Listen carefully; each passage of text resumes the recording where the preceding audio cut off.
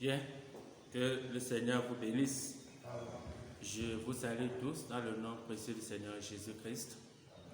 Aussi bien à nous qui sommes assis ici dans cette salle et aussi à nos bien-aimés qui sont dans des maisons et qui auront l'occasion de pouvoir écouter cette vidéo. Nous vous saluons ici à Douala dans le nom précieux du Seigneur Jésus-Christ, dans le tabernacle de l'Aigle, au nom de son pasteur, le révérend Dr Jean-Paul Bellet. Que le Seigneur vous bénisse richement. Bien, nous voulons vraiment sans plus tarder nous mettre sur nos pieds pour lire une portion des Écritures. Je vais lire dans Matthieu chapitre 24, le verset 36. Matthieu chapitre 24, partie du verset 36. Bien, ici c'est le Seigneur Jésus qui est en train de répondre à une question des disciples quant à savoir quel sera le signe de son avènement, quand est-ce qu'il reviendrait, ainsi de suite, à quelle heure, à quel jour.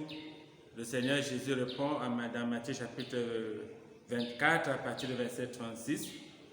Pour ce qui est du jour et de l'heure, personne ne le sait, ni les anges des cieux, ni le Fils, mais le Père seul. Ce qui arriva du temps de Noé arrivera de même à l'avènement du Fils de l'homme. Car dans les jours qui précédaient le déluge, les hommes mangeaient et buvaient, se mariaient et mariaient les enfants, jusqu'au jour où Noé entra dans l'âge, et il ne se doutait de rien, jusqu'à ce que le déluge vint et les emporta tous. Il en sera de même à l'avènement du Fils de l'homme. Que le Seigneur bénisse la lecture de sa parole. Si vous pouvez nous asseoir, bien-aimés. Eh bien, c'est une question qui taraude et qui est toujours constamment dans l'esprit de tout homme qui vit actuellement sur cette terre. Les gens se sont toujours posé des questions comme Jésus a dit qu'il reviendrait. Eh bien, depuis que nous attendons qu'il va revenir, où est-ce qu'il est? Il va venir quand? Il va revenir à quel moment? À quelle saison? Eh bien, nous aimerions simplement dire que ces questions que nous nous posons à l'esprit, ce sont des questions qui sont tout à fait légitimes. Vous voyez? C'est des questions pratiquement légitimes parce qu'avant nous, des hommes se sont posés cette question.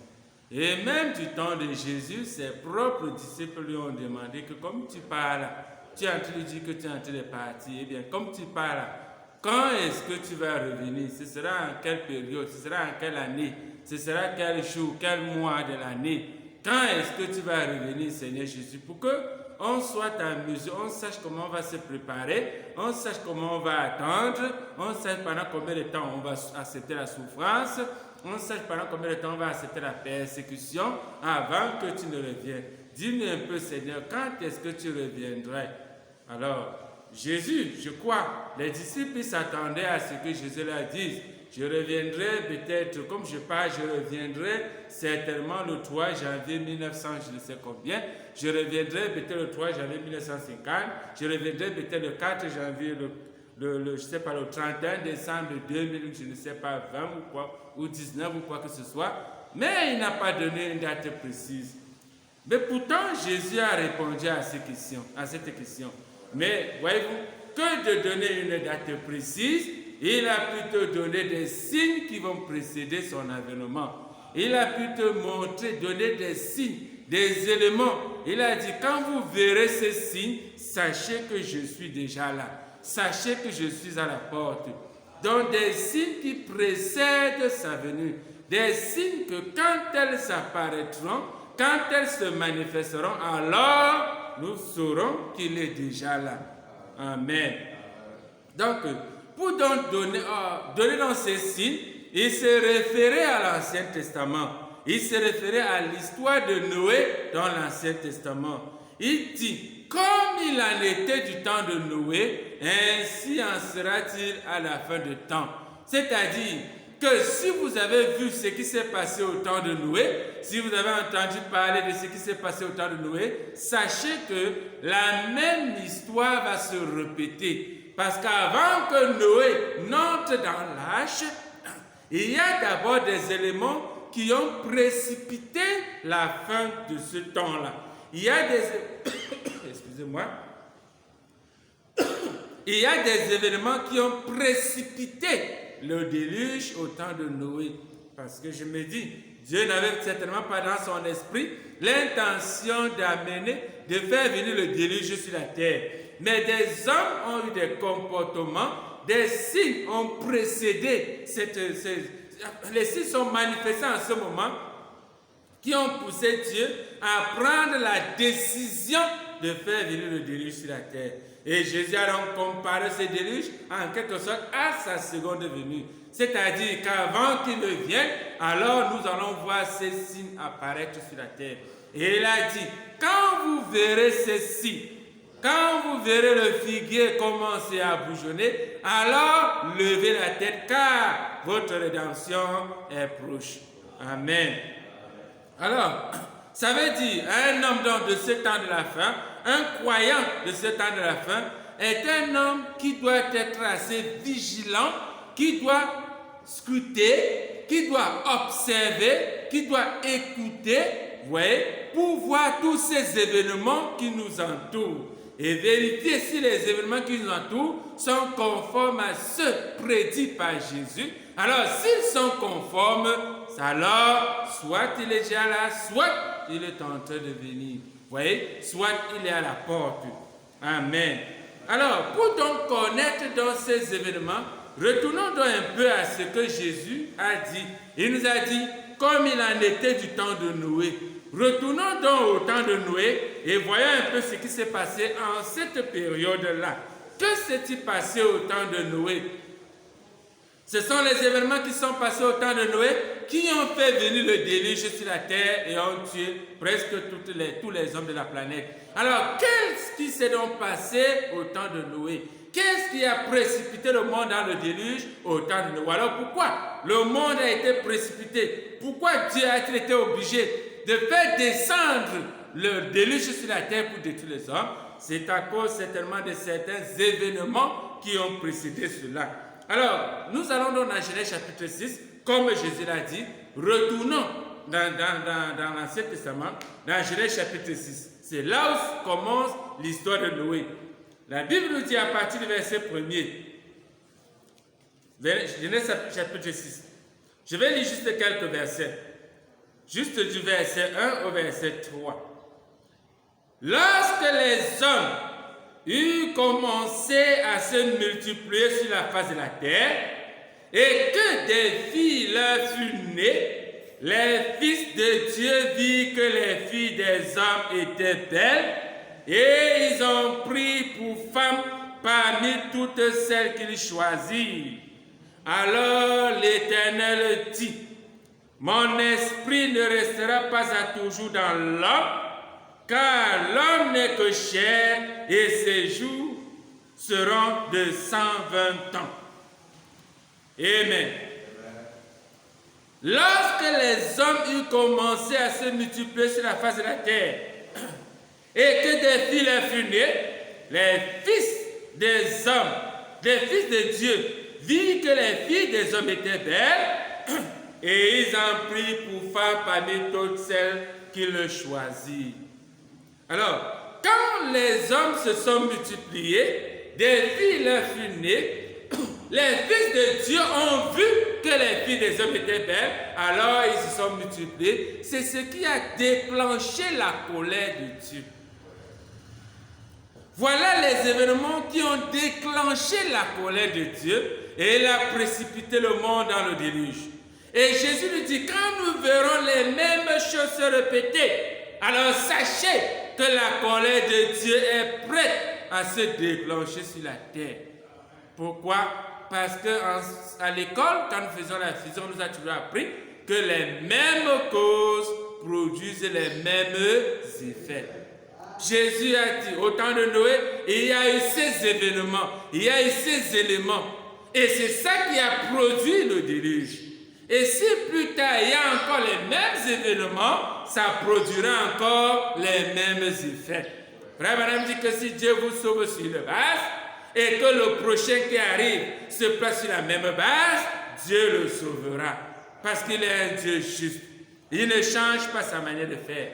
Alors, on se rend compte qu'il y a 3 éléments qui se sont passés en ce temps de Noé. Et c'est l'accumulation, c'est la conjugaison de ces 3 éléments qui a provoqué la colère de Dieu.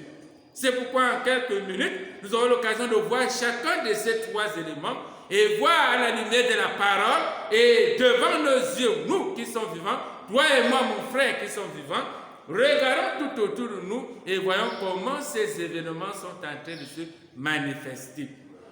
Alors, si elles se manifestent, si elles sont vraies tout autour de nous, alors c'est que certainement il est bien plus tard que nous le pensions.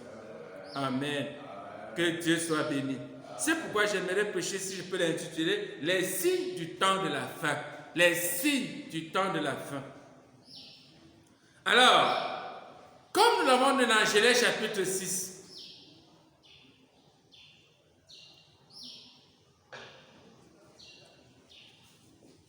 lorsque les hommes eurent commencé à se multiplier, dans le premier élément, le premier signe, c'est la multiplication des hommes. C'est la multiplication des hommes. Je prends juste le cas du Cameroun par exemple. Je me rappelle peut-être dans les années 80, nous étions combien? Nous étions peut-être environ, je ne sais pas, 3 ou 4 millions, 5 millions environ. Je ne sais pas si nous atteignons 10 millions. Mais en l'espace d'environ plus d'une vingtaine d'années, environ 30 ans, nous nous sommes déjà retrouvés à plus de 26 millions d'habitants au Cameroun.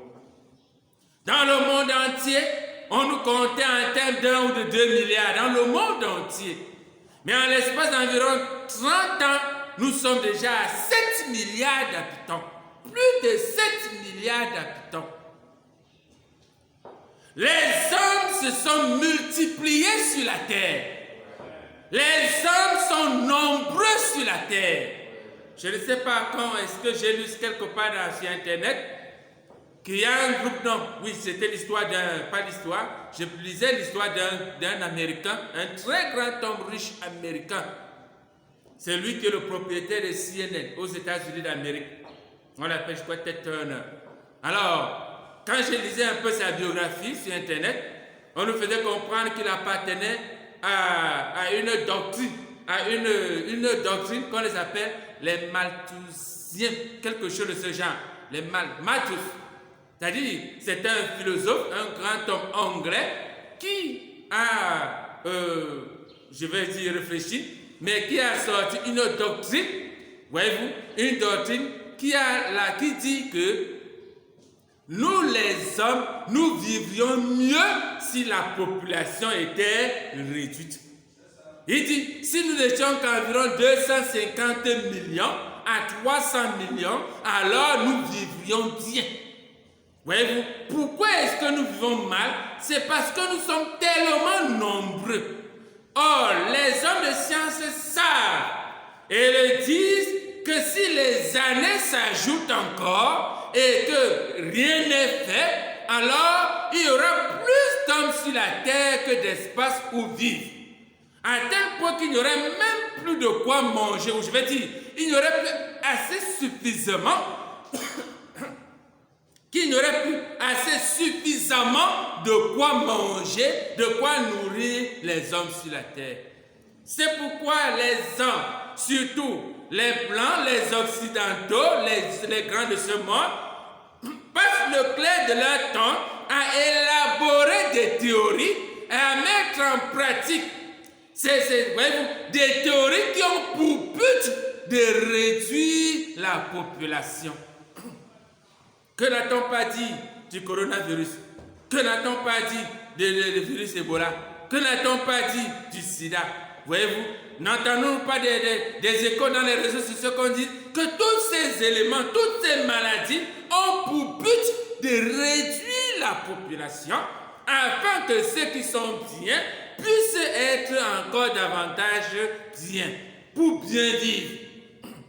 C'est parce qu'on sait que la multiplication des hommes est tellement, la croissance, je veux dire oui, la croissance humaine est tellement élevée. Les hommes se multiplient à un rythme effréné.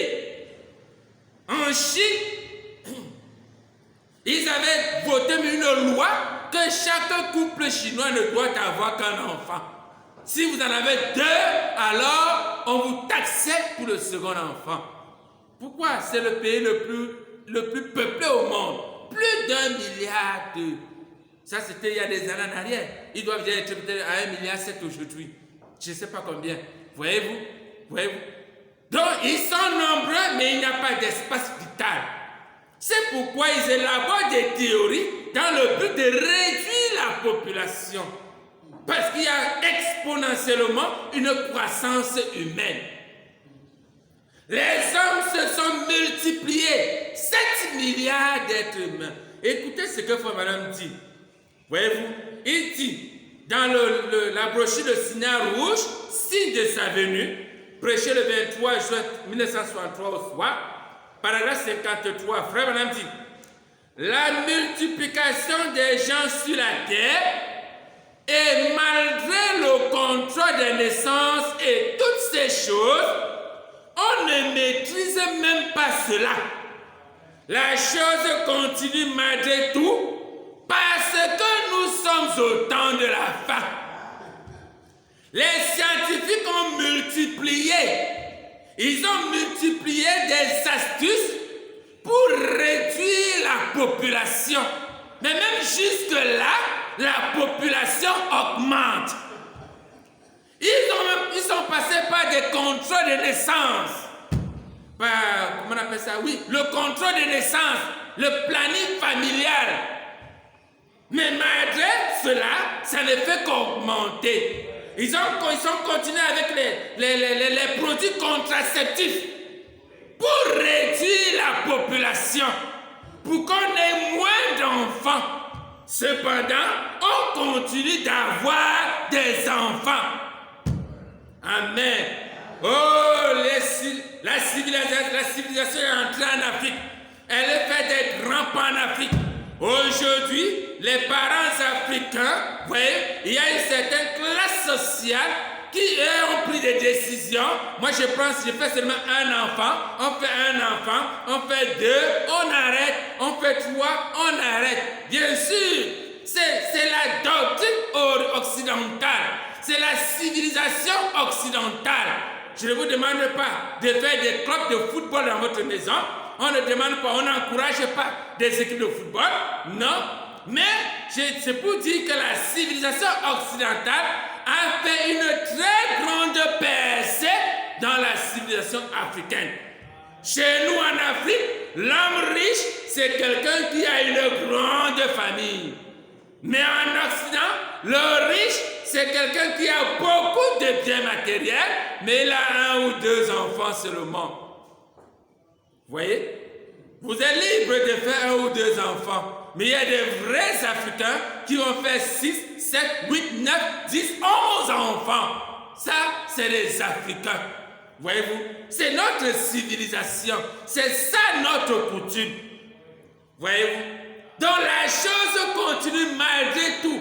On ne peut pas arrêter la croissance humaine. On ne peut pas arrêter la multiplication humaine. Parce que Dieu a dit que c'est ce qui se passerait. Amen. Oui, monsieur. C'est la raison pour laquelle parfois, à certains moments, vous pouvez prendre la décision que je ne ferai qu'un enfant, je ne ferai que 2 enfants. Mais un jour, quand Dieu dit, Dieu décide que malgré ta décision, je vais te donner un enfant. Je vais te donner même des enfants. Vous vous amusez, Dieu m'ajoute des triplets. Pourquoi? Parce qu'il est Dieu. On a fait nos calculs, on a tout ébauché. On dit c'est 1, c'est 2, c'est 3, on arrête. Bien sûr, ne soyons pas surpris un jour. Il va te donner un triplet. Il va te donner un quadruplet. Pourquoi? Parce que c'est la parole de Dieu. Amen. Bien sûr. Alors, c'est la multiplication des hommes. Nous sommes beaucoup plus nombreux que nous l'étions auparavant. Voyez-vous? Et cette multiplication des hommes entraîne obligatoirement ce qu'on appelle le péché. Là où il y a la grande population, le péché suit. Amen. Là où les hommes se multiplient, le péché suit. Là où la civilisation entre, le péché suit. Frère Branham dit dans l'âge, un type de Christ prêché le 22 mai 1955, Frère Branham dit, eh bien, c'était un temps de destruction, le temps juste avant la destruction. Toute la terre était remplie de violence. Paragraphe 54, paragraphe 53, 54.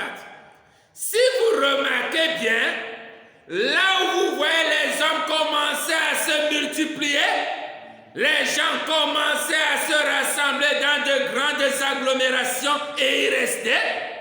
Les villes sont peuplées, la population s'accroît. Bien vite, vous savez, avec cela, on commence à introduire des divertissements pour se distraire. À partir de là, les gens se lancent dans des jeux d'argent, dans la boisson, de la boisson dans la prostitution.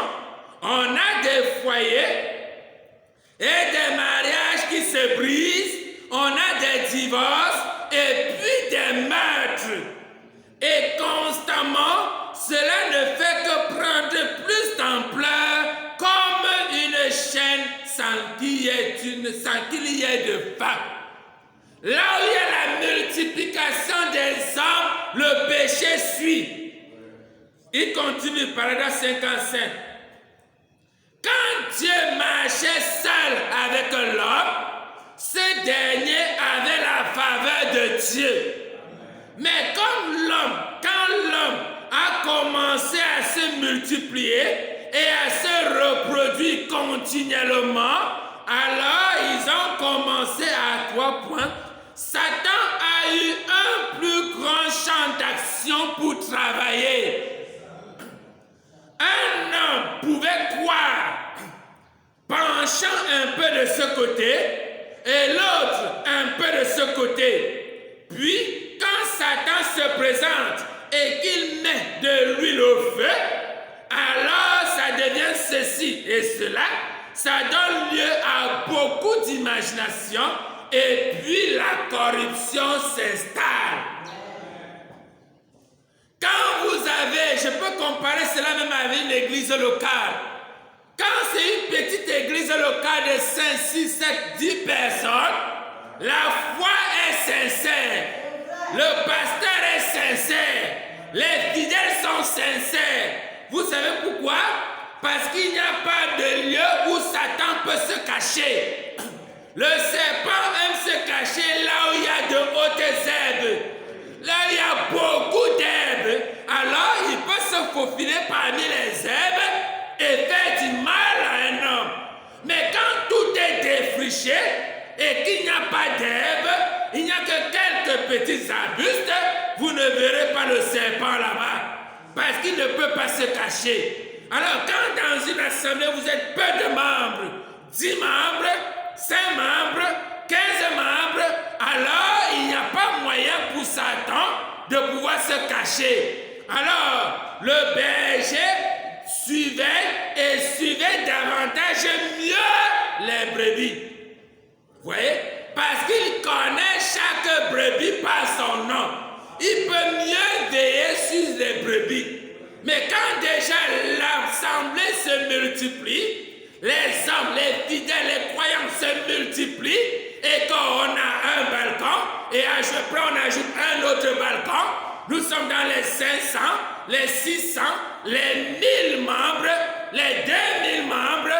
Alors à partir de ce moment, le pasteur, le berger a des difficultés pour veiller sur le troupeau. Voyez-vous? Pourquoi? Parce qu'à partir de ce moment, le serpent peut facilement se faufiler parmi les je vais dire du trouble dans l'église. La multiplication. Quand tu marches seul avec Dieu, tu es fidèle à Dieu. Mais dès lors que tu laisses l'entourage te tapoter à l'épaule, tu t'entoures des amis et de multiples amis, à partir de ce moment, la tentation pour toi de quitter la parole devient élevée. Amen. La multiplication des hommes. Quand c'était Adam seul avec ses enfants, il adorait Dieu. Mais quand les hommes se sont multipliés, le péché est entré dans le camp. C'est pourquoi, bien sûr, nous ne voulons pas fustiger des églises qui sont pleines de membres. C'est correct, c'est la volonté de Dieu, c'est très bien. Mais la question que je me pose souvent, comment est-ce qu'un berger qui a une assemblée de 5000 membres, de 10 000 membres, parvient à prendre soin de ses bergers? Alors, ils vont répondre que ce n'est pas eux qui prennent soin des bergers, mais que c'est Christ qui prend soin de ses bergers. J'ai dit, c'est vrai, mais Christ prend soin de ses bergers au travers, je veux dire, Christ prend soin de ses brebis au travers du berger. Or, le berger doit connaître ses brebis. Il doit les connaître un à un. Pour prendre soin de ta brebis, tu dois la connaître. Voyez-vous, c'est pourquoi dans de telles assemblées, il est difficile qu'il n'y ait pas de péché. Parce que dans la multiplication des hommes, le péché se multiplie. Je ne veux pas dire que si vous êtes 10, il n'y aura pas de péché. Si, il y aura toujours le péché.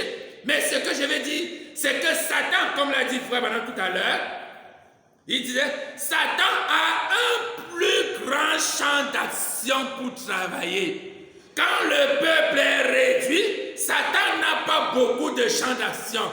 Mais quand le peuple est beaucoup multiplié, voyez-vous, vous êtes 2000, 3000, 4000, alors le champ d'action de Satan est élargi. Vous voyez, il y a des péchés qui se cachent à l'intérieur très aisément.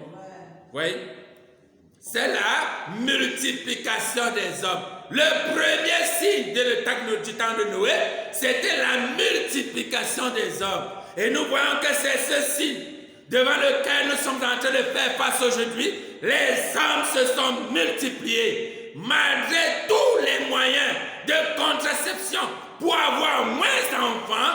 Jusque-là, nous nous multiplions davantage. Nous sommes à plus de 7 milliards d'hommes sur la terre. Et Frère Branham le dit, même si peu importe ce qu'on fera, ça continuera à se multiplier. Même si tous les magiciens vont se réunir pour créer des théories, réduire la population mondiale par des moyens scientifiques, cela échouera toujours. Ils l'ont dit pour le coronavirus. Nous avons vu les échos dans les réseaux sociaux pour le coronavirus. Les rumeurs sont sorties que ça avait pour but de réduire la population africaine. Mais malheur en a pris. Ils ont ignoré que Dieu est au ciel. Ils sont sur la terre et Dieu est au ciel. Et le Seigneur a fait retourner cela contre eux. Oui, messieurs, Dieu aime les Africains. Si vous êtes Africains, soyez fiers de ce que vous êtes. Parce que le regard de Dieu est sur vous. Dieu a ses deux regards sur l'Afrique. Oh, oui, messieurs. Oui, oui, messieurs. C'est ici en Afrique qu'il y a la vie. La vie a quitté l'Europe. La vie a quitté l'Occident. La vie est en Afrique. Allons-y rapidement, ce n'est pas mon propos tout à l'heure.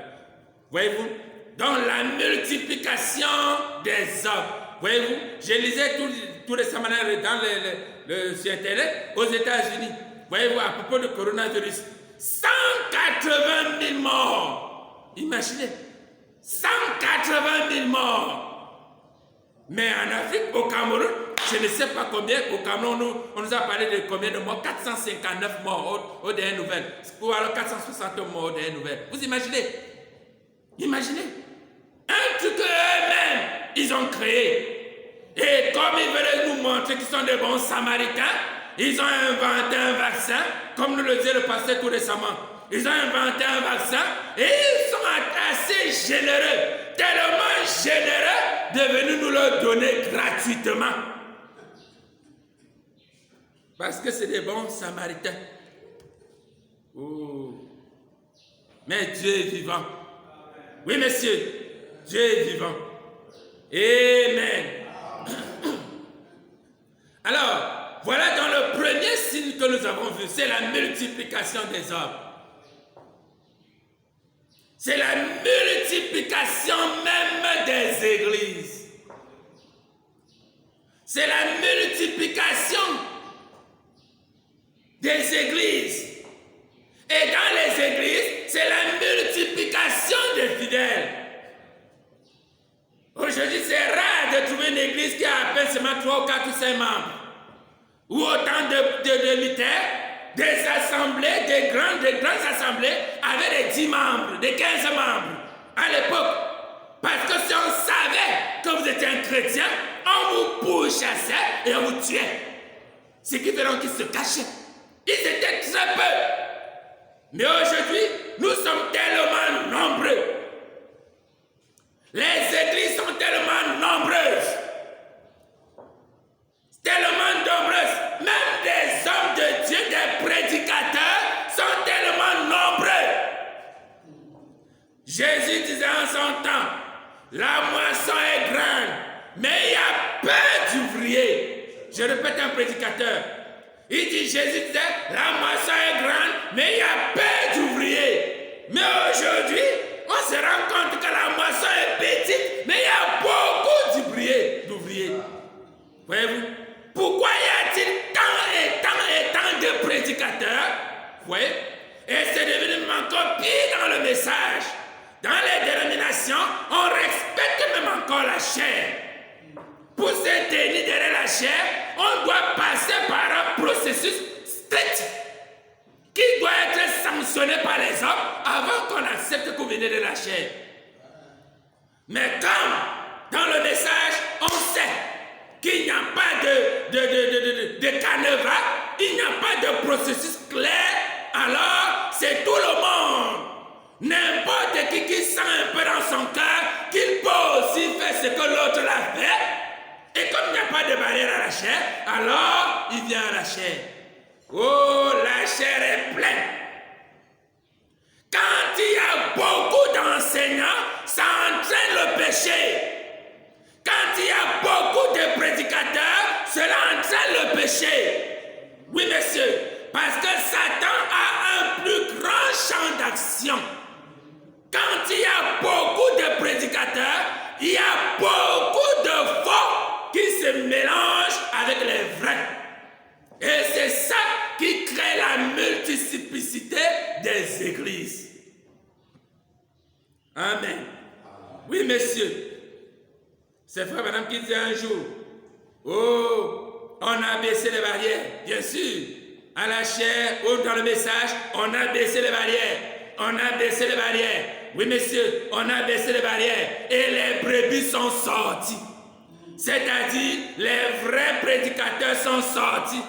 Les authentiques Éphésiens 4, ils sont moins considérés. Mais qui a fait entrer les boucs? Qui a laissé entrer les boucs derrière la chair? Qui a laissé entrer les boucs dans l'église? C'est simple. C'est parce qu'on a baissé les barrières. Que Dieu nous bénisse. Lèvons les barrières. Mettons-les au niveau de la parole. Oh Seigneur, si Dieu pouvait nous accorder à chacun d'entre nous, comme le pasteur, j'ai beaucoup apprécié cela. Voyez-vous, un esprit d'humilité. Si tu sais que tu n'es pas dans la chose, c'est mieux. Mais qui va le faire? Je me rappelle un jour l'ancien de Yaoundé, Père à son âme. On parlait d'un jeune prédicateur. Il n'était pas prédicateur. Il était juste un huissier à l'église ou un diacre quelque part. Mais un jour, dans une autre assemblée, on a fait de lui un prédicateur. Je n'ai jamais oublié ce que l'ancien avait dit. Il me dit que, mais qui a dit à celui-là qu'il est prédicateur? Alors, voyez-vous, alors il me dit, comme il est monté à la chair, il ne pourra plus jamais descendre de la chair. Et c'est ça un peu le malheur. Dès lors qu'on a déjà goûté un peu à ce qui est ici derrière la chair, je ne sais même dire pas quoi, on a déjà goûté, on ne peut plus jamais descendre. Oh, que Dieu nous aide. Qu'il accorde à chacun d'entre nous un véritable esprit d'humilité. Si je sais que je ne suis pas, qu'il m'accorde l'humilité pour pouvoir je vais dire quitter, aller rester à ma place. Que Dieu vous bénisse. Deuxième signe, allons-y rapidement. Nous avons lu dans Genèse chapitre 6, quand les hommes ont commencé à se multiplier et que des filles leur furent nées, j'aimerais attirer votre attention qu'il est écrit ici, quand les hommes commençaient à se multiplier, ce sont des hommes qui ont commencé à se multiplier. Au début, je parlais des hommes en général, mais dans cette parole, dans Genèse 6, il ne s'agit pas des hommes en général, il s'agit des fils de Caïn. Les fils de Caïn, c'est de la mauvaise herbe. Et nous savons tous dans la nature que la mauvaise herbe croît plus facilement et plus rapidement que la bonne plante. La mauvaise herbe croît plus rapidement. C'est pourquoi le monde est plein de violence. C'est pourquoi le monde est plein de péché. Parce que les fils de la sémence de discorde sont plus nombreux que les fils de Dieu. Les fils de Dieu sont rares. Et c'est pourquoi ils sont aussi précieux que le diamant. C'est pourquoi Dieu a l'œil sur eux. Parce qu'ils sont tellement rares. Dans une assemblée de 10 000 membres, vous pouvez trouver un ou deux croyants. Véritables, remplis de l'esprit, c'est possible. Amen. Oui, monsieur, ils sont rares. Alors la Bible dit donc que ces fils de Caïn, qu'on appelle des hommes, alors la Bible dit que dans la multiplication, des filles leur furent nées. Et que dit la Bible? Les filles qui leur furent nées étaient des filles belles. Dans le deuxième signe, c'est la beauté des femmes. Amen. C'est la beauté des femmes. Frère Branham dit tout dans le signal rouge de sa venue. Dans le signal rouge, signe de sa venue prêcher le 23 juin 63 au soir. Paragraphe 54. Et puis, remarquez qu'aussitôt après, il est venu un temps dont il est dit que les femmes étaient très belles, très jolies. Et nous avons comparé cela avec ceci et nous pouvons le prouver.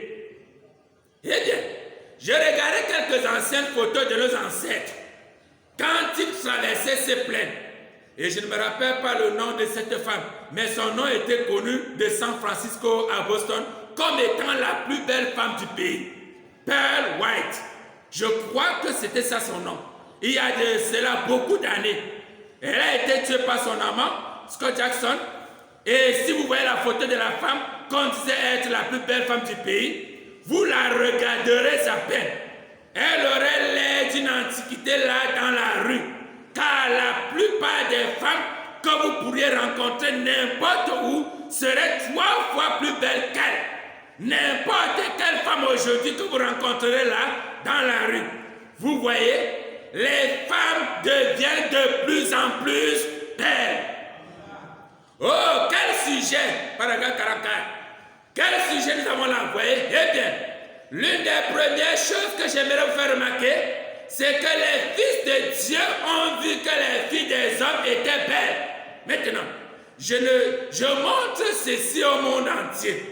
Mais il n'y a jamais eu un temps sur la terre, au mieux de mes souvenirs, en dehors de ce temps-là, où il n'y a jamais eu une si grande beauté chez les femmes. Et vous vous souvenez, certains d'entre vous, femmes âgées, et certains d'entre vous, les hommes, pouvez-vous qui pouvez vous rappeler les années passées combien il était rare de trouver une belle femme. Mais aujourd'hui, vous n'en voyez que de belles. Pourquoi? C'est parce qu'elles se coupent les cheveux, se maquillent et portent toutes sortes de vêtements sexy et autres. Elles peuvent se présenter d'une manière telle que 3 points de suspension. Et puis, il y a une autre chose. Les guides de l'horloge du temps a ramené cela conformément aux Écritures. Et les femmes deviennent toujours plus belles. Toujours dans le signal rouge, signe de sa venue. Paragraphe 63. Les hommes, regardez même nos églises aujourd'hui, regardez tout ce que vous voulez, remarquez cela. Partout, on dirait qu'en ce jour-là, les femmes étaient absolument très belles. Les hommes en étaient devenus esclaves, c'est ce que dit l'histoire. À savoir que les hommes étaient devenus effectivement esclaves des femmes. En effet, elles étaient tellement belles qu'ils en étaient devenus des esclaves. Ils leur ont littéralement érigé des autels et ils les ont adorés. Et pensez-y, ils ont littéralement adoré le corps de la femme en ce temps-là. Ça, c'est l'histoire. Quoi, la beauté de la femme. Elle est tellement belle, elles sont tellement belles que les hommes en sont devenus fous au point de les adorer. C'est pourquoi aujourd'hui, en ce temps, il est difficile, sinon impossible, pour un homme d'être fidèle à une seule femme. Pourquoi? Parce que dès qu'il met le pied dehors, toutes les femmes qu'il voit sont belles. Et Frère Branham nous dit, elles ne sont pas belles parce qu'elles sont nées belles. Non, elles sont belles parce qu'elles se coupent les cheveux, parce qu'elles sont sexy, parce qu'elles sont je ne sais pas quoi. Elles affichent leur corps. Et c'est ça qui frappe nos yeux concupiscents. Voyez-vous? Et qui nous pousse à les convoiter.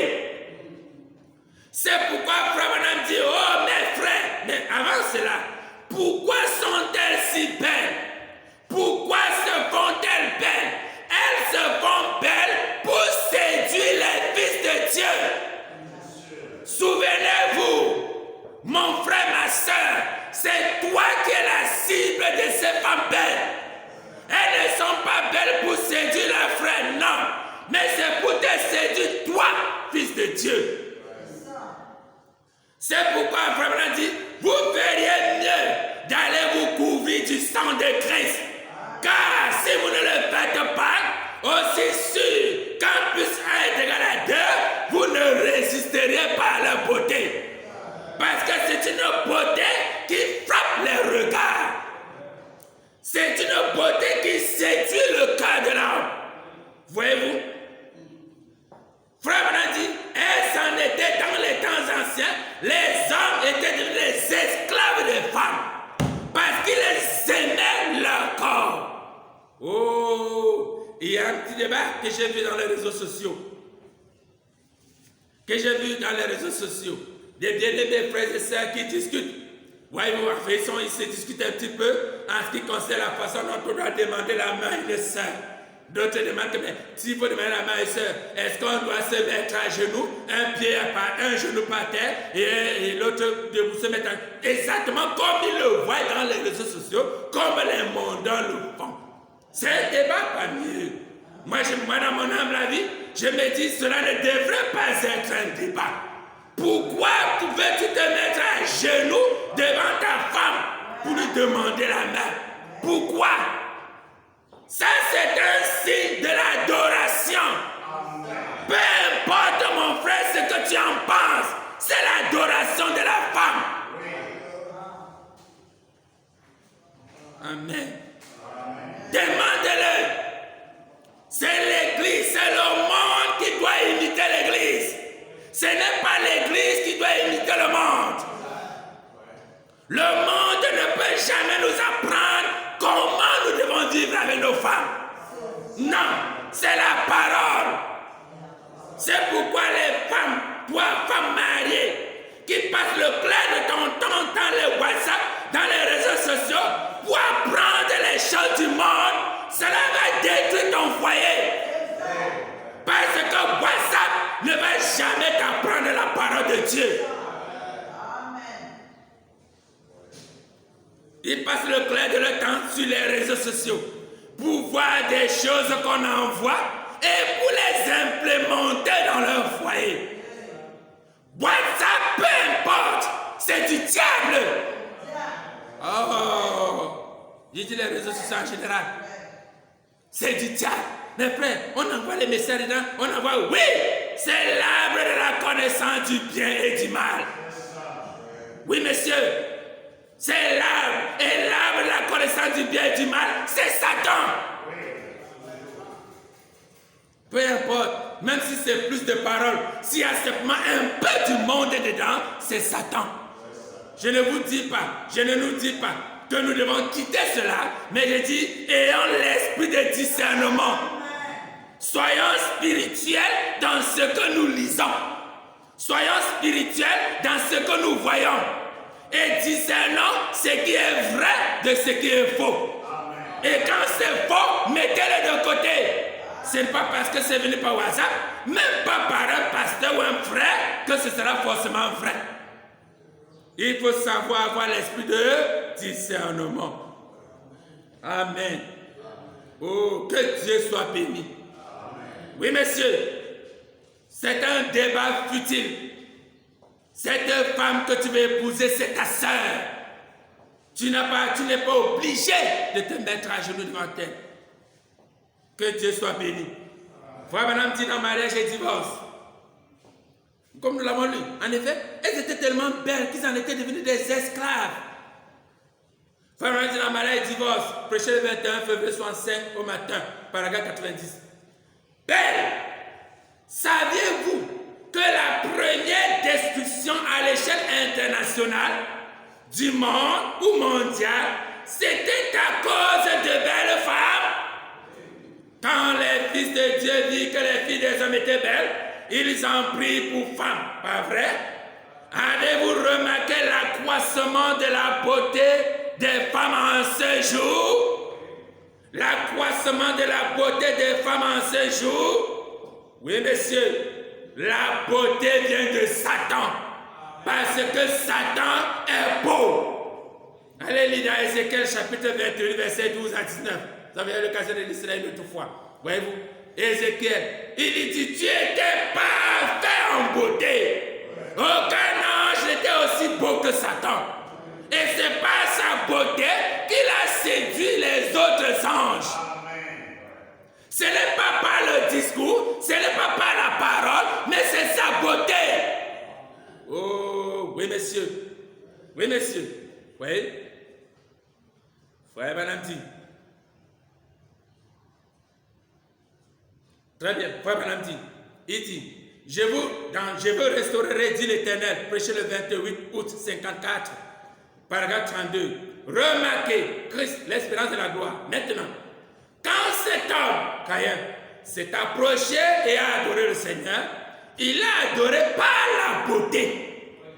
Donc, la beauté, ce n'est pas seulement les femmes, mais la beauté même dans tout l'environnement. Tout autour de nous, c'est la beauté. La beauté même dans l'adoration. Frère Madame dit, quand cet homme Caïn s'est approché et a adoré le Seigneur, il a adoré par la beauté. Il avait un bel autel dans une belle église où il y a de belles chaises avec de beaux micros, avec de beaux prédicateurs, avec des personnes, de belles personnes, où tout était très beau. Oui, madame dit, si vous remarquez bien, la beauté même a commencé avec le diable. Il est allé au nord. Souvenez-vous, frère, madame, il est allé au nord quand Dieu l'a chassé du ciel. Il est allé au nord. Il s'est construit un royaume pour des de Michael. Le diable a toujours traité avec la beauté. Quand on a chassé Satan, remarquez, amen, quand Dieu a chassé Satan du ciel, Satan a couru et allé s'installer au nord. Suivez mon regard, au nord, c'est-à-dire au septentrion, c'est-à-dire en Europe. Vous n'êtes donc pas surpris que l'Europe soit si belle. Ne serons pas surpris. L'Europe est belle. Elle est tellement belle que les Africains font tout. Ils traversent la mer à la nage pour y aller. On les prend, on les rapatrie. Le lendemain, ils repartent. Pourquoi? Parce qu'ils sont séduits par la beauté de l'Europe. Cela les séduit. Oh, les routes sont propres. Il y a de jolis immeubles. Oh, de belles voitures. Il y a beaucoup d'argent qui circule. Quand tu es en Europe, tu es à l'aise. Il y a la neige partout. Il n'y a pas la poussière comme chez nous en Afrique. Non, l'Europe, c'est tellement merveilleux. D'autres ont dit, c'est même le paradis. Pourquoi? Mais ils ignorent que c'est là-bas que Satan est allé s'installer. Il en a fait son trône. Le trône de Satan, c'est en Europe. Amen. Est-ce que vous savez quelque chose? Pendant que Satan allait s'installer en Europe, Dieu s'est installé en Afrique. Amen. Et c'est vrai. Ça n'a pas trop l'air juste dans votre esprit. Mon frère, ma soeur qui m'écoute cela. Oui. Dieu, Satan a choisi l'Occident. Dieu a choisi l'Afrique. Amen. Chaque fois que son enfant avait un problème, il partait le cacher en Afrique. Oui, monsieur. Et même quand il fallait former son fils unique, Israël, il fallait former Israël, Dieu l'a envoyé dans un centre de formation. Oui. Et son centre de formation, c'était l'Égypte. Vous savez, Dieu n'a jamais détesté l'Égypte. Hein? Non. Oh, non, jamais. Sinon, il aurait effacé l'Égypte de l'histoire de l'humanité. Mais l'Égypte existe jusqu'à aujourd'hui. L'Égypte existe. Et l'Égypte a bénéficié de beaucoup de promesses de Dieu. Oui, monsieur. Maintenant qu'il faut cacher son fils unique, Jésus, il l'envoie encore en Afrique. Pourquoi ne l'a-t-il pas envoyé en Europe? Parce que Satan trônait en Europe. Et Dieu n'envoie pas son enfant dans le rang de Satan. Il l'envoie dans son propre royaume. Dieu aime l'Afrique. Amen. Oui, monsieur. Et remarquez, l'Afrique n'est pas belle. Oh, elle ne l'était pas. Jusqu'à ce que l'Occident, les Européens, mettent le pied ici à l'intérieur, l'Afrique n'était pas belle. Elle n'a pas de grands immeubles, elle n'avait pas les rues bitumées, elle n'avait pas ci, elle n'avait pas ça. Mais ce que l'Afrique a de particulier, c'est qu'elle est naturelle. Amen. Et Dieu est naturel. Amen. Amen. Oui, messieurs. Malheureusement, ils sont entrés et ils nous ont complètement détruits. L'Occident, les Blancs sont venus détruire l'Afrique. Que Dieu soit béni. Souvenez-vous, mon frère, ma soeur, toi qui te plais d'être en Europe, c'est bien. Nous n'en sommes point contre. Tu es en Europe, c'est une bonne chose. Mais souviens-toi que le trône de Satan, c'est en Europe. Pendant que Satan choisissait l'Europe, Dieu choisissait l'Afrique. Bien sûr, ce que nous voulons, c'est le bien-être matériel. Nous voulons avoir de l'aisance charnelle. Nous voulons être à l'aise, manger bien, vivre bien, être dans de grosses voitures, dans de grandes maisons. On veut de la facilité. On veut une aisance. On ne veut pas souffrir. Vous voyez? C'est pourquoi on fuit l'Afrique. On appelle l'Afrique l'enfer. On appelle l'Afrique, pendant qu'on appelle l'Europe le paradis, on appelle l'Afrique l'enfer. Vous voyez? Oh, autant, ça, ils ignorent que ça, c'est l'évangile de Satan. Ils ignorent que l'Afrique c'est le paradis et l'Europe c'est l'enfer.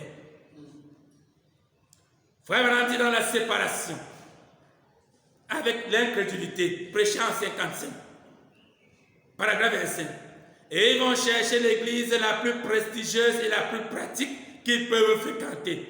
Et savez-vous que ça, c'est le camp même de Satan? Quelqu'un veut chercher l'église où il va aller adorer. Alors, il cherche le plus beau bâtiment, où il y a le pasteur le plus instruit, où il y a des fidèles les plus élevés, socialement parlant, où il y a, voyez-vous, un luxe dans l'église, là où c'est joli, là où c'est beau, c'est là qu'ils veulent aller. Voyez-vous, frère Madame dit, et savez-vous que ça, c'est le camp même de Satan? J'espère que nous ne sommes pas durs à ce sujet, mais souvenez-vous, au ciel, qu'est-ce qui avait rendu Lucifer jaloux? Il est allé au nord et s'est érigé un meilleur royaume. C'est pourquoi généralement quand ils sont là-bas au nord, Satan le fait pour que nous oublions qu'il y a le royaume de Michael. Il fait un royaume beau au nord, très joli, pour que nous oublions que le royaume de Michael est plus beau que le sien. Voyez-vous? Il est allé au nord et s'est érigé un meilleur royaume. Il voulait avoir un royaume plus grand. Écoutez, il voulait avoir un royaume plus grand, plus éclatant, meilleur et plus beau.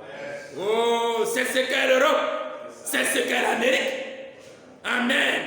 Allez un peu en Amérique. Un bien-aimé allait là-bas, il me disait, il dit là-bas, il rentrait, il me disait qu'il est parti avec une paire de chaussures, sa paire de chaussures noires, qu'il portait étant ici en Afrique, étant ici au pays.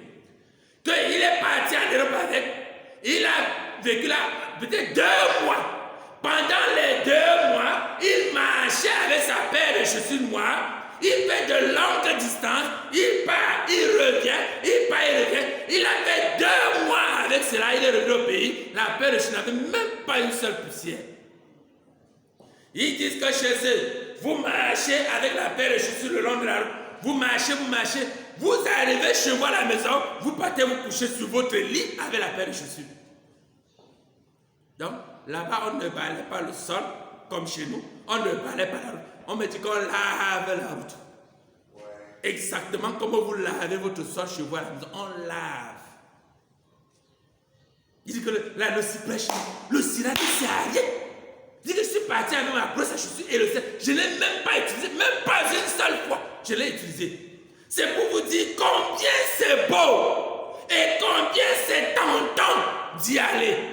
Et combien c'est beau après d'y être allé de ne plus jamais revenir. C'est très beau. N'en voulez pas vos frères, vos soeurs, même les frères qui font même les tombolas, qui font vous appelez ça quoi? L'Amérique? Oui, l'Amérique, ils ont lancé les processus naturels. Ils appellent ça quoi? La green card. La tombola, la green card. La loterie. Des frères du Messiah qui croient la parole de frère Madame ont joué la loterie pour y aller. Ils jouent la loterie. Oh, frère Madame dit, le Messiah, la parole, dit que la loterie est contraire à la parole. Gambling, c'est la loterie. Le jeu d'argent. Amen. Oh. Ils sont plusieurs que j'ai l'occasion de connaître. Alors, frère Madame, continuons. Frère Madame dit, il voulait avoir un royaume plus grand, plus éclatant, meilleur et plus beau. Le diable travaille toujours avec la beauté. Certainement. C'est pour cette raison que Caïn a offert ce qu'il avait offert comme offrande. Mais il n'y avait aucune beauté dans l'offrande d'Abel quand il emmenait son agneau.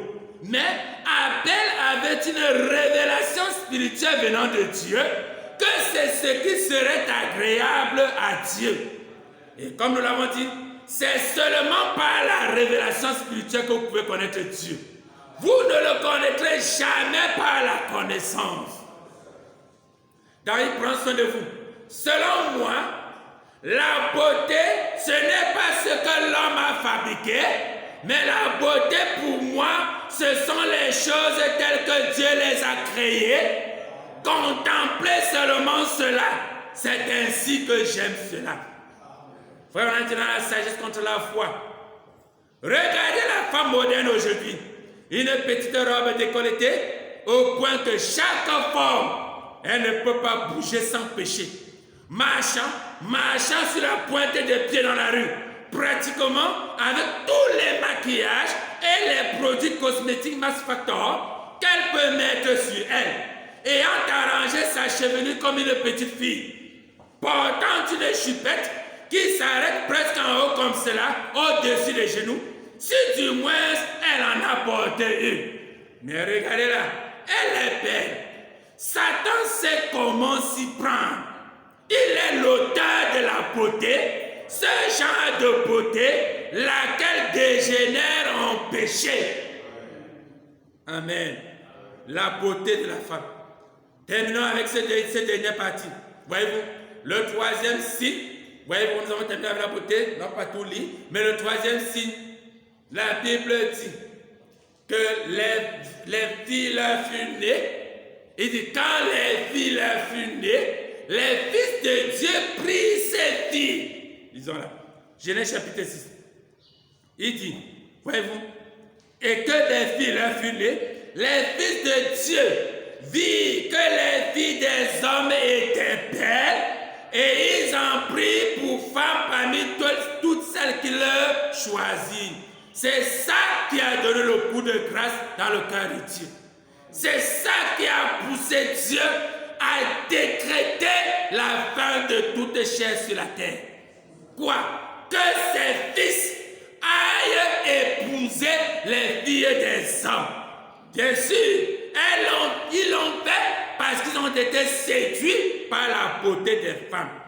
C'est donc quoi? C'est le mélange de sémences. C'est l'hybridation. Dieu a toujours été contre l'hybridation. Or, dans cet âge, l'homme a fait de multiples hybridations. Il a fait l'hybridation dans presque tous les domaines de la vie humaine. Il a fait l'hybridation végétale. Il a fait l'hybridation animale. Il a fait l'hybridation même humaine. L'homme a tout hybridé. Oh, je ne vais pas lire toutes les citations. Prenons juste une citation sur l'hybridation végétale. Voyez-vous? Frère Madame dit dans la condamnation, j'ai plusieurs citations. Je vais lire juste une citation dans chaque hybridation. Voyez-vous? Dans la condamnation par représentation, prêché le 13 novembre 60, paragraphe 82. Jésus a dit qu'il n'en était pas ainsi au commencement. Et il n'en était pas ainsi au commencement. Dieu voulait que chaque semence se produise selon son espèce. Et quand on hybride quoi que ce soit, on détruit le programme de Dieu. Amen. Prenez une fleur, la fleur originelle, la violette est bleue ou blanche. Laissez-la telle qu'elle. Elle va reproduire le blanc. Il faut continuer à l'hybrider tout le temps. Dieu crée des choses qui sont différentes. Il les aime comme ça, différentes. Et l'hybridation, c'est tellement dangereux et tellement condamnable que ça détruit le plan de Dieu. Ça détruit la race humaine. L'hybridation végétale détruit la race humaine. Frère Madame dit,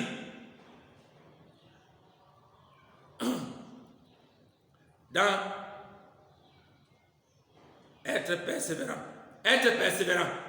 Prêché en 62, le 29, 7, 62, paragraphe 67. Eh bien, en 3 points, j'ai lu un article dans le Reader's Digest tout récemment, là où il est dit que si on continue à hybrider le maïs et tout comme cela, les femmes ne pourront même plus avoir des enfants d'ici 20 ans. Cela détruit simplement la race humaine. Cela provoque des cancers et tout. C'est hybride, ce n'est pas bon.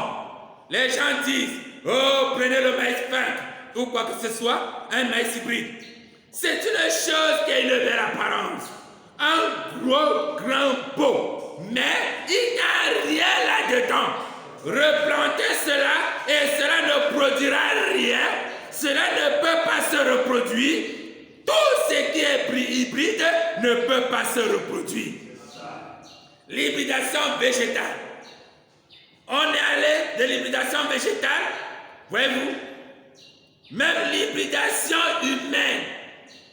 Voyez-vous, Frère Branham dit, la condamnation par représentation, par paragraphe 109. L'hybridation, oh, que c'est terrible, l'hybridation. Ils hybrident les champs. Vous savez, c'est un grand moule, le grand melting pot. 3 points. J'ai parmi les gens de couleur des centaines d'amis précieux qui sont des chrétiens nés de nouveau.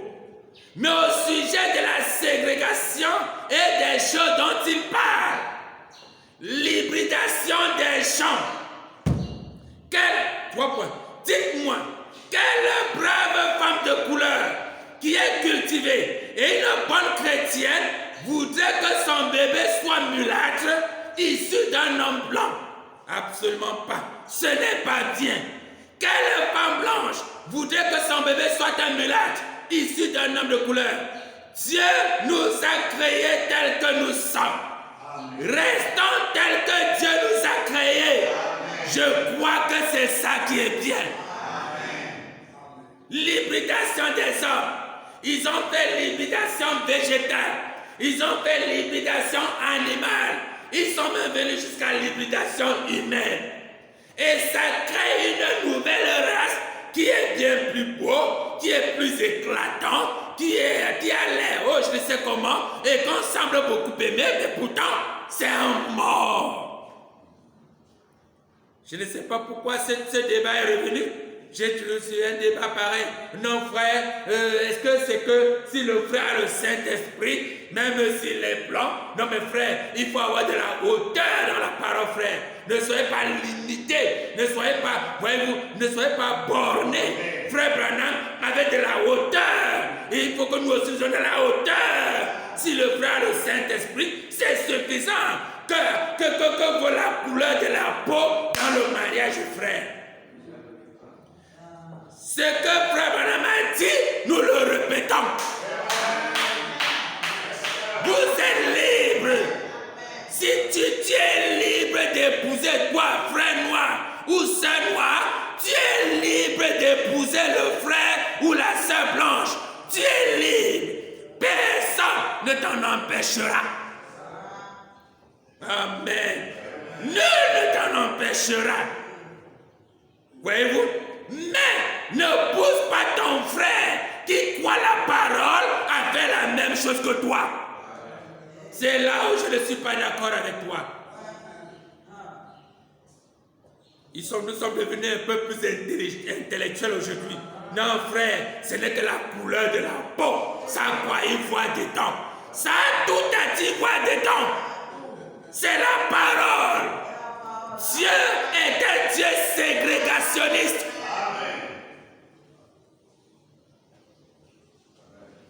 Mais il n'en était pas ainsi au commencement. Prêchant 61, paragraphe 50.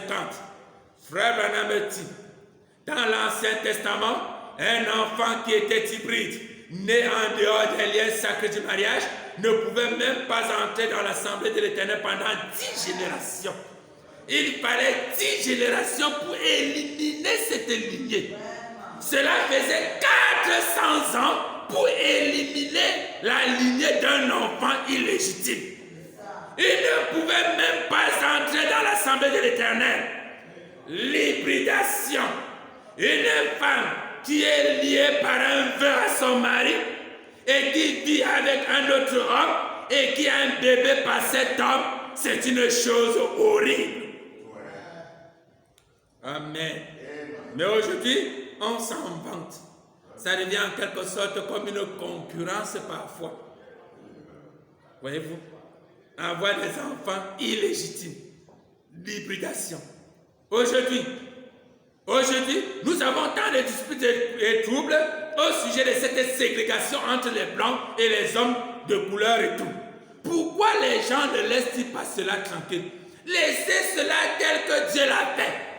Dites-moi pourquoi une très bonne et belle femme de couleur instruite, intelligente, aimerait avoir un enfant, un bébé d'un homme blanc pour enfanter un mulâtre. Cela n'a aucun sens. Les gens de couleur dépassent de loin les blancs dans beaucoup de choses. Oh, mais que Dieu soit béni. Tu le savais, mon frère? Tu savais ça? Les gens de couleur, les noirs, frère Branham le dit, les noirs dépassent de loin les blancs dans beaucoup de choses. Et c'est vrai. Amen. L'homme blanc a tout fait pour cacher notre vraie histoire. Ils ont tout fait. C'est nous qui connaissons la civilisation. L'Afrique est le berceau, non pas seulement de l'humanité, mais même la civilisation. Amen. Oui, messieurs, c'est le noir, c'est l'Afrique. C'est nous qui avons appris aux blancs à s'habiller même. C'est sûr. Nous n'allons pas revenir là-dessus. Oh, oui, messieurs, on les dépasse de loin. Oh, c'est l'ignorance qui nous fait les envier. C'est parce que nous ignorons qui nous sommes. C'est pourquoi quand on voit le blanc, on l'a envie. On a envie l'Europe, on a envie l'Amérique, on a envie l'Occident.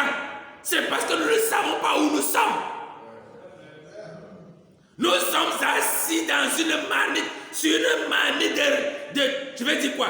De bénédiction spirituelle. L'Afrique est un continent béni. Amen. C'est pourquoi Fabien dit, pourquoi un blanc? Regardez l'hybridation humaine. Il y a 4 races, je peux me permettre de le dire ici. Voyez-vous? La race noire, la race blanche, la race jaune, la race rouge. 4 races. Mais les hommes, le brassage a créé l'hybridation. Voyez-vous? Il y a l'hybridation humaine. Et dans l'hybridation humaine, nous avons même l'hybridation des croyants. Voyez-vous? Dans l'église, l'hybridation des croyants. C'est déjà devenu un peu une espèce de petite mode qui est en train de naître. Non, frère, si dans l'église alors il n'y a pas un frère, alors tu peux aller de l'autre côté, un mondain, tu peux le convertir, il vient et vous vous mariez. Certains vont même dehors carrément se marier avec un mondain. Non, frère, la foi c'est dans le cœur. D'ailleurs, il est écrit dans la Bible que des deux qui seront couchés sur un lit, un sera pris, l'autre sera laissé. Alors, comme c'est moi, le frère qui croit et que j'ai épousé la femme qui ne croit pas, ce jour-là, je serai pris et l'air restera. On trouvait des astuces, on trouvait des passages, on trouvait des raisons pour justifier le mariage mixte. J'ai parlé tout à l'heure du mariage interracial. Maintenant, il s'agit ici du mariage mixte. Le mariage des croyants avec un incroyant. C'est un mariage mixte. C'est le palamisme. Frère Madame dit dans Soyez certains de Dieu. Prêchez le 25 janvier 59, paragraphe 4. Vous voyez, Akab régnait en Israël à l'époque. Il parle ici d'Akab et Jézabel. En Israël à l'époque, ou sur Israël, et il fut le plus méchant de tous les rois d'Israël. Aucun roi n'avait été aussi méchant qu'Akab. Il avait pourtant été enseigné et il savait ce qu'il devait faire, mais il a continué néanmoins de déplaire à Dieu dans toutes ses actions. Bien qu'il eût une grande armée et que le peuple fût devenu très prospère sous son règne, mais sachez qu'on ne peut pas déplaire à Dieu et s'attendre à s'en tirer aussi bien longtemps. Et puis, lors de son mariage, au lieu d'épouser quelqu'un parmi son peuple, il alla épouser une pécheresse, une idolâtre, une adoratrice d'idoles, il épousa Jézabel et elle n'était pas une croyante. Et jamais un croyant ne devrait épouser un incroyant. En aucun cas, on devrait toujours se marier entre croyants. Mais Akab avait fait cette chose mauvaise. Et Jézabel était sans doute une belle femme. Et lui s'était laissé séduire par son apparence plutôt que par ce qu'elle était vraiment. C'est 3 points. Beaucoup de gens commettent cette même erreur aujourd'hui. Se laisser séduire par l'apparence physique. Les résultats de la décision, Prêchant 57, paragraphe 52. Remarquez, comme c'est beau. Et pendant qu'ils étaient là errés, c'est là qu'ils sont tombés dans toutes sortes d'ennuis. Et le diable y a veillé, de sorte qu'ils ont tué un prédicateur rétrograde pour venir leur prêcher. C'est vrai, il s'appelait évêque Balaam. Amen. Oh oui, il était là. Savez-vous ce qu'il a fait? Il les a amenés à se mélanger par des cas de mariage et de divorce. Et c'est ce que le diable a fait. La même chose. Amen. Alléluia. J'ai vu l'autre jour un prédicateur qui avait 4 femmes. Des femmes en vie. Il a dit, je ne sais pas ce qui ne va pas dans mon église. J'ai dit, tu ne devrais pas regarder très loin. Un prédicateur polygame. Mais dans son église, il est donc surpris qu'il y a beaucoup de cas de polygamie et de désordre dans son église. Il dit, il dit que frère Branham, qu'est-ce qui ne va même pas dans mon église? Le frère Branham lui répond seulement, tu ne devrais pas regarder très loin. C'est-à-dire que tu ne vois pas trop loin. Le problème, ce n'est pas l'église, le problème, c'est toi. Amen. Oh là là, il les a tous, Satan, il les a, Balaam, il les a tous embrouillés là. Et ils se sont mis à se marier, à contracter des mariages mixtes.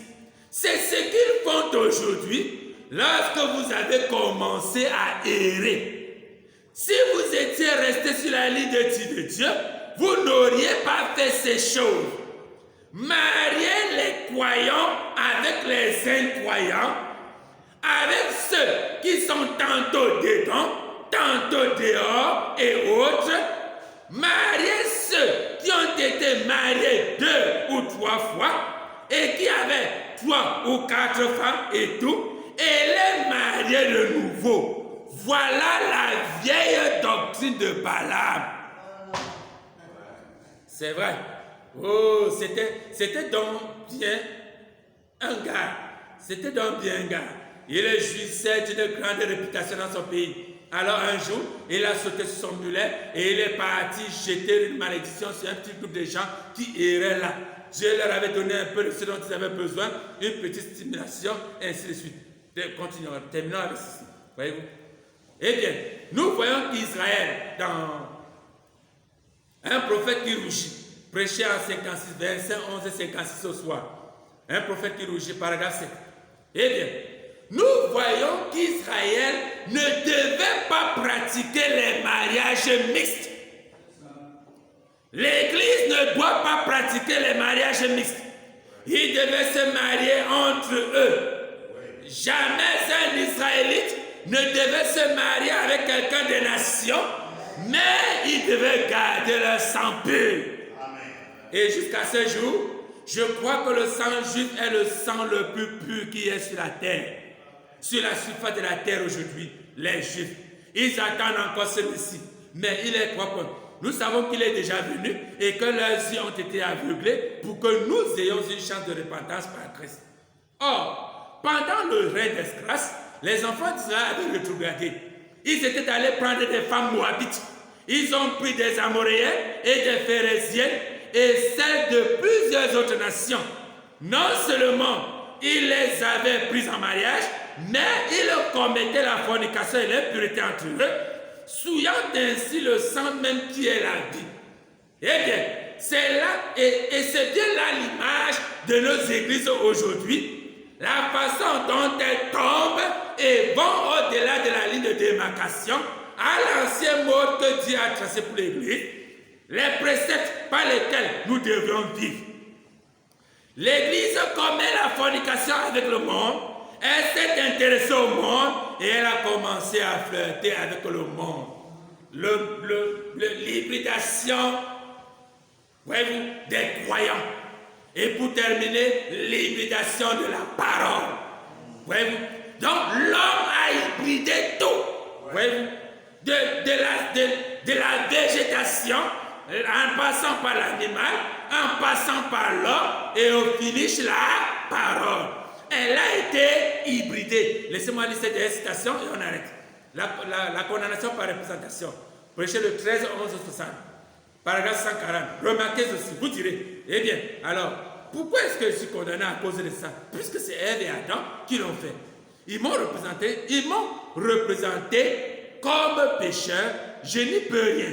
Oui, mais frère, un jour, de nouveau, quelqu'un est venu de la gloire. Oh, c'est de lui que je veux parler maintenant, pendant environ 2 minutes. Quelqu'un est venu de la gloire et il est devenu terrestre. Quelqu'un est venu et a revêtu une chair semblable à celle du péché. Il est venu nous représenter lui aussi. Et Satan a essayé de l'hybrider. Oh, il a essayé de tous côtés. Satan était là pour l'hybrider. Mais il n'a jamais fait de croisement. Il a pris la croix et il est monté. Satan ne pouvait pas l'hybrider. Non, non. Il était un Adam différent. Il était venu de la gloire pour nous représenter. Qu'est-ce? Eh bien, a dit Adam, puisque c'est ma femme qui le dit, je pense que ça va. Non. Il parle de Jésus. Satan s'est approché de lui. Jésus qui était la parole. Satan voulait prendre cette parole, l'hybrider avec le monde. Tous ces royaumes m'appartiennent. Si tu te prosternes, alors je te les donne.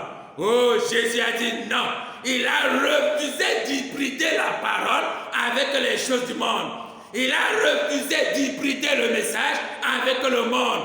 Mais il est resté la parole pure et correcte. Amen. Amen. Amen. Voilà les signes qui précèdent le temps. La parole est hybridée. C'est pourquoi nous avons tellement de tendances, même dans le message. C'est que quelqu'un pense que non. Je crois que, comme Frère Manan dit, ça veut dire que nous croyons que ça veut dire ce que Dieu a dit. Amen. Pour comprendre ce que ça veut dire, ayons l'Esprit de Dieu, afin d'éviter de pouvoir hybrider la parole de Dieu. Frère Manan dit, l'hybridation, c'est la mort. Oui. Toute hybridation, végétale, animale, humaine, même de la parole, ça produit la mort. Et c'est le coup de grâce. Cela a été le coup de grâce dans le cœur de Dieu. Vous pouvez hybrider faire l'hybridation végétale, Dieu vous pardonne. L'hybridation animale, il vous pardonne.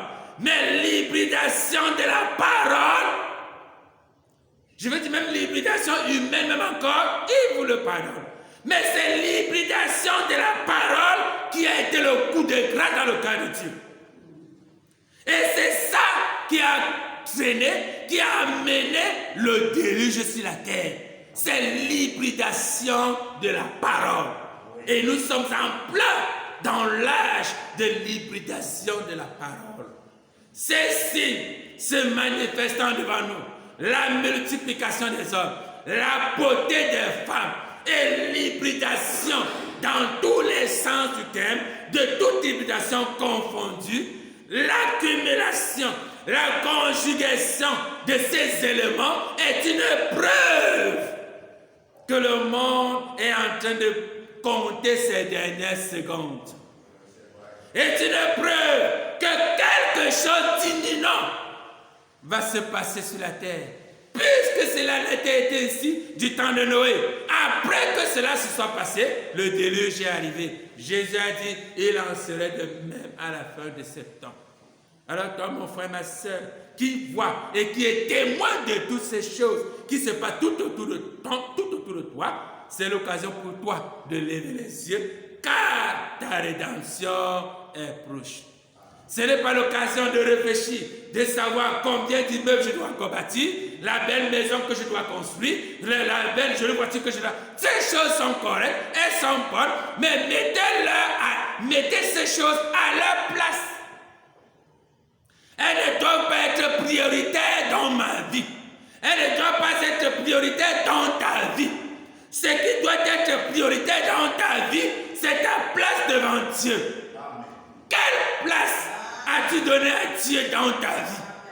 Pendant que nous sommes en train de vivre les dernières secondes de l'humanité, pendant que l'épouse vit ces dernières secondes sur cette vie, quelle place as-tu donné à Dieu?